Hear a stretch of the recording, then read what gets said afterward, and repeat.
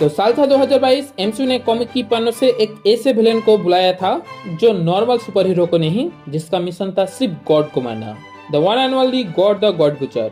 पर एमसीयू ने उसको एक बच्चा उठाने वाला विलेन बनाया था। कोई सेंस है इस बात की? फिर मार्वल के नाव ऐसे डूबना शुरू हो जाता है जैसे वो इंडियन करेंसी हो, और इस डूबती हुई नाव को फिर से बचाने चले जाते हैं दोनों भाई करण और अर्जुन। एमसीयू में आते ही दोनों भाई अपना पत्ता चलना शुरू कर देता है। मरी हुई सुपर हीरो को विलेन बना देता है फैंस के डिमांड पर, और एक बूढ़ा हीरो को फिर से जवान बना देता है ताकि वो एक बच्चा पैदा कर सके। तो फैंटास्टिक फोर से लेकर डूम्सडे की टीजर तक डूम्स का नजर सिर्फ बच्चों पर ही है।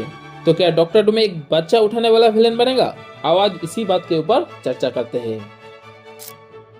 तो इसका सीधा सीधा जवाब है हाँ, डॉक्टर डूम एक बच्चा उठाने वाला विलेन बनेगा। तो थ्योरी ये है, जैसे थैनोस ने 6 इन्फिनिटी स्टोन को कलेक्ट किया था, वैसे ही डॉक्टर डूम 6 इन्फिनिटी स्टोन के जगह पर वो पावरफुल नेक्सस बीइंग बच्चे को कलेक्ट करेगा। कहीं डॉक्टर डूम का शौक इन लोगों के जैसे तो नहीं?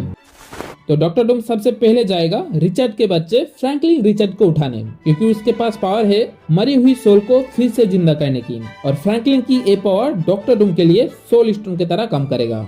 फिर डॉक्टर डूम का अगला टारगेट होगा जिसकी मुंह पर पूरी एक ब्लैक होल फिट हो सकता है, अमेरिका चेवेज, क्योंकि इसके पास पावर है मल्टीवर्स में बिना पासपोर्ट के ट्रेवल करने की। और डॉक्टर डूम हर हाल में इस पावर को अपने हाथ में लेना चाहता है, क्योंकि डॉक्टर डूम अपना नहीं मल्टीवर्स का हिलाना चाहता है। और अमेरिका चेवेज की पावर डॉक्टर डूम के लिए एक स्पेस स्टोन की तरह काम करेगा। फिर आता है हमारा स्टीव भाई कैन डू ऑल डे, और ये भाई ने प्रूव कर दिया है। और यही से एवेंजर्स डूमडे की सारे फसद के जड़ शुरू होते हैं। तो एवेंजर्स एंड गेम की लास्ट में कैप्टन अमेरिका को एक काम दिया गया था, टाइम में पीछे जाकर सारे इन्फिनिटी स्टोन को अपने अपने टाइम जोन में रखकर वापस चले आना था।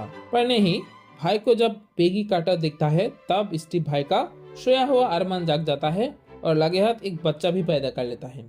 और इसी के वजह से ही मल्टीवर्स में इनकर्जन शुरू हो जाता है और डॉक्टर डूम की पूरी फैमिली मर जाता है। हालांकि ये बस एक थ्योरी है।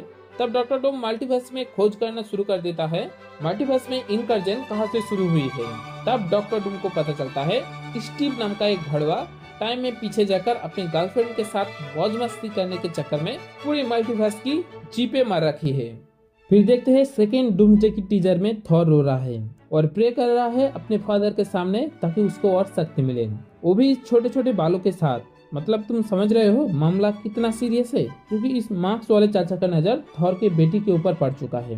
भाई का खौफ देख रहे हो, सबसे पावरफुल एवेंजर भी रो रहा है। फिर पानी की तरह लीक हो रहा है एक्समैन की टीजर। पता नहीं डिज्नी में एक किसका प्लान था, हर हफ्ते एक एक टीजर रिलीज करेंगे और ये होप करेंगे टीजर लीक ना हो। कोई सेंस है इस बात का? तो एक्समैन की टीजर में देखने को मिलता है एक्समैन की स्कूल की सारे बच्चे गायब हो चुका है और साइक्लॉप्स अपना गुस्सा आंखों से निकल रहा है। तो यहाँ पर भी मुझे लगता है बच्चा गायब होने के पीछे मास्टर डूम का ही हाथ है। तो फैंटास्टिक फोर से लेकर डूम्सडे की टीजर तक दवन डायरेक्ट की उंगली डॉक्टर डूम के ऊपर उठ रहा है, वो एक छेलेधरा। मुझे लगता है डॉक्टर डूम मल्टीवर्स में एक ब्रिज बना रहा है जिसके लिए बहुत सारे बच्चों की जरूरत है।